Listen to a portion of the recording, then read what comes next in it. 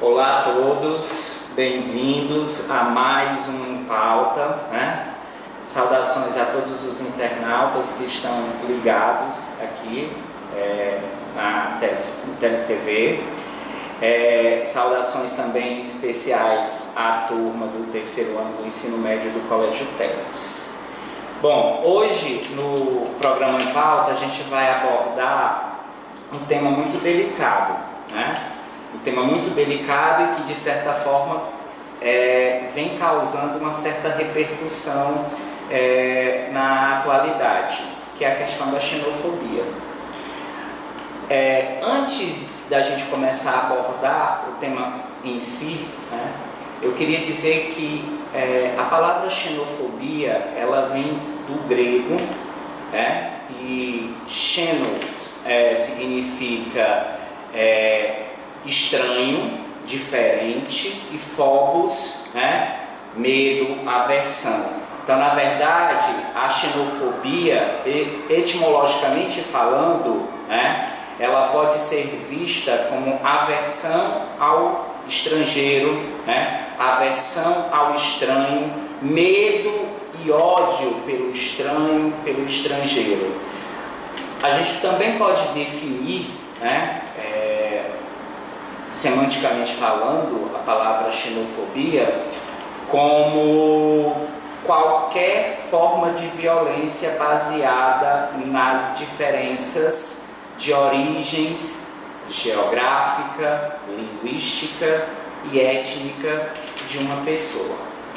Mais uma vez eu recebo aqui o professor Henrique César, professor de História do Colégio Teles, professor também do ensino médio do colégio, para a gente poder abordar e discutir abertamente essa questão da xenofobia.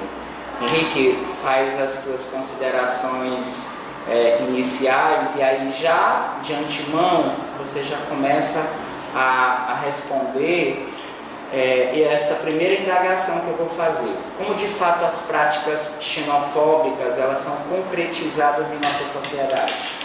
Muito bem, eu gostaria de saudar a todos os internautas, em especial aos nossos alunos do Colégio Teles. Baseado aí no que você me perguntou de antemão, a gente vai colocar a xenofobia como sendo uma violência entre nações, entre pessoas, motivadas pela não aceitação do diferente, e essa violência ela vai desde uma humilhação física, através de agressão, humilhação psicológica, não aceitação de maneira alguma da presença do outro, como você colocou na questão da etimologia, a total aversão ao estrangeiro, por diversos fatores, seja a questão do medo do diferente, do medo do que essa diferença pode causar estando em seu território e outras consequências também que a gente vai abordar ao longo desse tema. Ok. Henrique, me fala uma coisa, há uma relação entre racismo e xenofobia no que concerne a questão migratória? Ótima observação. Esse tema, racismo, xenofobia, e para acrescentar aqui mais um, etnocentrismo, sim, na verdade eles fazem parte, são faces da mesma moeda. A noção de racismo seria uma noção de superioridade em relação digamos, a uma raça. Por exemplo, isso muito característico no século XIX, quando as doutrinas raciais, como por exemplo o darwinismo social, pregavam superioridade europeia em relação principalmente à África e à Ásia. A questão do etnocentrismo, você colocasse a sua cultura, por exemplo, como sendo superior às demais culturas. Por exemplo, algo aqui muito feito pelos primeiros europeus que chegaram aqui no século XV e XVI, colocando-se como o centro do mundo e as demais culturas como sendo a periferia. Isso, racismo, etnocentrismo e xenofobia, por que é que eu afirmei que é face da mesma moeda? Porque tanto um quanto o outro, os três na verdade, a maneira como eles reagem ao estrangeiro é uma só, através da aversão e da violência. Henrique, agora me responde o seguinte: como se apresenta o Brasil atualmente frente ao cenário de preconceito contra imigrantes? Como você vê essa realidade aqui no Brasil? Eu vou dividir a resposta em 2 blocos. O primeiro bloco da resposta ficaria no sentido de desconstruir um conceito que foi formado ao longo de muito tempo, de que o brasileiro ele é cordial, ele é hospitaleiro, pacífico. Não é assim. Não é assim, pelo menos a história mostra o contrário. Por quê? Porque o nosso país ele manteve até quase o final do século XIX uma instituição chamada escravidão. Sim. Então, o racismo, a xenofobia e o etnocentrismo nesse país ele é muito enraizado na nossa cultura. Outra coisa, o Brasil atualmente ele vem recebendo uma grande onda de imigrantes, principalmente de países como da América Central, no caso o Haiti, devido às catástrofes naturais, alguns problemas relacionados aos nossos vizinhos, como é o caso da crise política, econômica envolvendo a Venezuela. E muitos imigrantes buscam o Brasil para tentar sobreviver, buscar um refúgio, um auxílio para esse problema. Assim como no Brasil e no mundo, a questão de acolhida do imigrante, ela gera um certo problema. Problema por um imigrante que muitas das vezes sofre com esse preconceito, por ele ser diferente, por ele ser de origem de um outro local, como tem o problema também da própria pessoa que já reside naquele país, né? No caso aqui o Brasil ou qualquer país europeu, como a gente sabe que está sempre nos noticiários, esse problema também. Qual é esse problema, Henrique? A questão é, quando o imigrante ele busca um país para se refugiar, normalmente ele vai em busca de emprego, de melhoria de uma qualidade de vida. Ele pode ir fugindo de guerras, por exemplo, como é o caso de muitos países do norte da África. Então, para o residente daquele país, ele vê o estrangeiro como uma ameaça. Como uma ameaça de quê? De tomar as oportunidades de emprego, de estudo, de ter que ver o governo dividir o orçamento tributário, digamos assim, não somente com o cidadão daquele país, mas com esse que está vindo de fora também. Então, por isso que ele é visto como alguém que não é bem-vindo. Mas, em cima disso, também existe o racismo, existe a noção de superioridade racial, cultural e econômica diante do outro. No Brasil, não é diferente esse caso. Por diversas vezes, a gente vê no jornalismo nacional casos de confronto, enfrentamentos mesmo entre cidadãos brasileiros e cidadãos que buscam refúgio aqui no nosso país, principalmente em relação à região norte, que é a principal entrada de imigrantes para o nosso país.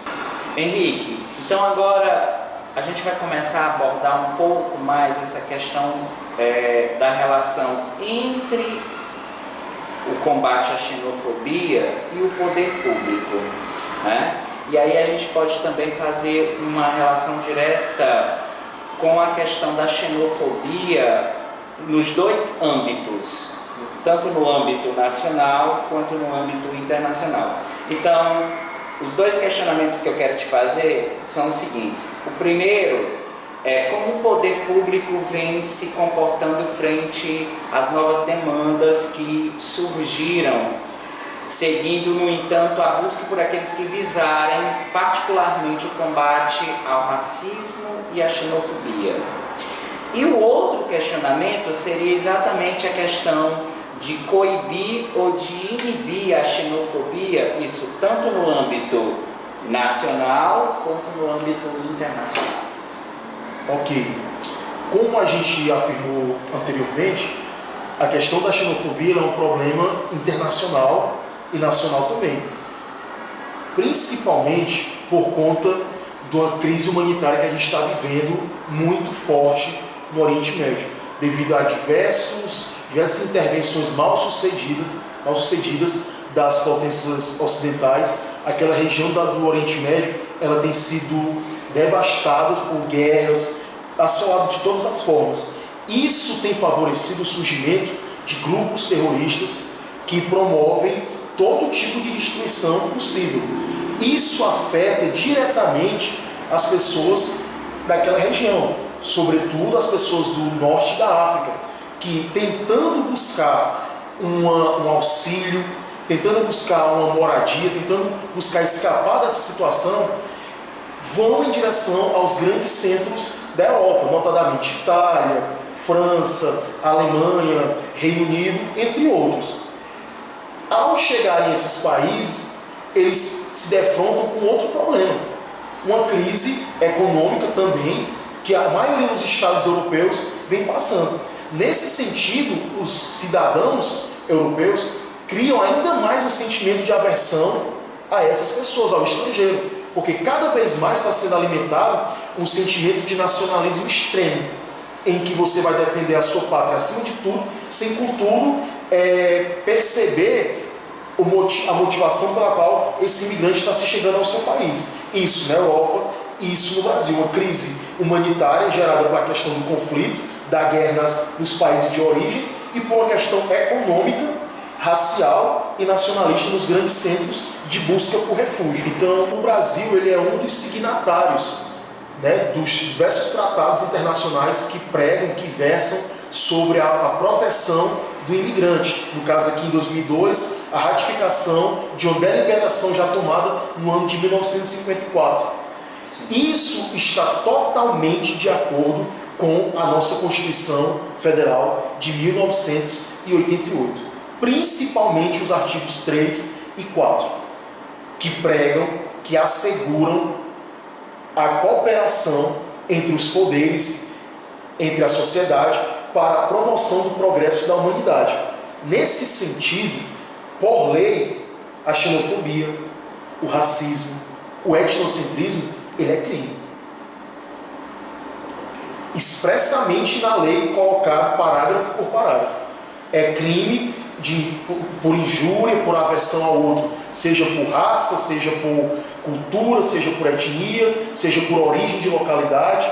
Então, o artigo 3 e 4 assegura que o dever do Estado brasileiro, o dever da República Brasileira é promover o bem-estar de todos, sem levar em consideração essas diversas especificidades que eu falei e a questão da origem, que se enquadraria na questão da xenofobia. Então, pela nossa Constituição, a nível de lei, a xenofobia ela é claramente combatida, porque é dever garantir o bem-estar de todos os povos, independente se essa pessoa é brasileira ou se ela é estrangeira. Só a nível de curiosidade, lembrando que agora em outubro, a nossa Constituição de 1988 fará exatamente 30 anos, né? Uma Constituição reconhecida internacionalmente como sendo uma Constituição extremamente democrática, que versa, que trata temas os mais diversos sobre a cidadania, sobre o relacionamento entre as pessoas, né? Sobre tudo o que acontece no nosso dia a dia, né? Sobre o nosso cotidiano, o que podemos fazer, o que não podemos fazer como cidadãos, né? Então, a gente não pode deixar de falar, a gente não pode deixar de mencionar, de ressaltar essa questão dos 30 anos agora, né, da nossa Constituição, né? Exatamente. Outra coisa que você falou e que tem muito a ver com a pergunta anterior, a questão de como essa Constituição ela trabalha no sentido de garantir alguns direitos. Então, a nível de lei, né, essa Constituição ela vai trabalhar nos órgãos federais, estaduais, no sentido de que, primeiro, garantir a acolhida desse imigrante. Seria o primeiro passo. Segundo, dar a ele a condição de uma permanência legal. Em que sentido? Promover mutirões para que ele regularize a sua documentação, para que uma vez estando regularizado, ele possa estar apto a trabalhar, já que não é apenas a questão de dar um abrigo e somente isso. Ele precisa do abrigo, Ok, mas ele precisa também exercer a cidadania. Ele vai precisar trabalhar, porque ele vai precisar se manter. Então, estando uma vez regularizado, isso facilita com que o mercado de trabalho venha a absorvê-lo como mão de obra disponível.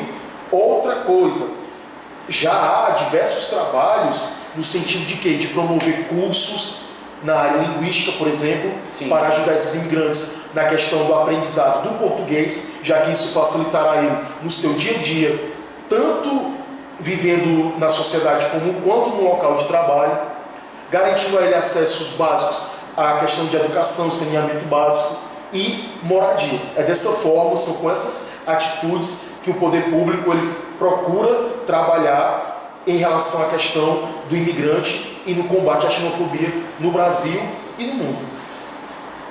Ok, Henrique. Então, a todos os internautas ligados aqui no nosso programa, a gente está finalizando mais um programa, né? E abordando um tema muito delicado, um tema que com certeza, possivelmente, pode ser tema do Enem, pode ser muito, sempre foi um tema muito cobrado, né? E não vai deixar de ser cobrado nas provas de ciências humanas, na prova de linguagens e possivelmente pode ser um tema da redação, né? Do Enem. Então, a todos os internautas, um forte abraço, né? E principalmente um abraço especial para os alunos do terceiro ano do ensino médio do Colégio Teles, né? Na próxima semana a gente tem mais um novo em pauta e aí a gente vai abordar um novo tema, né? E fiquem sempre ligados aqui com a gente, comigo e com o Henrique, que é um prazer sempre tê-lo aqui junto a mim para fazer esse programa. Ok? É isso. É isso, a gente agradecer a todos pela participação, agradecemos ao nosso diretor e até o próximo programa.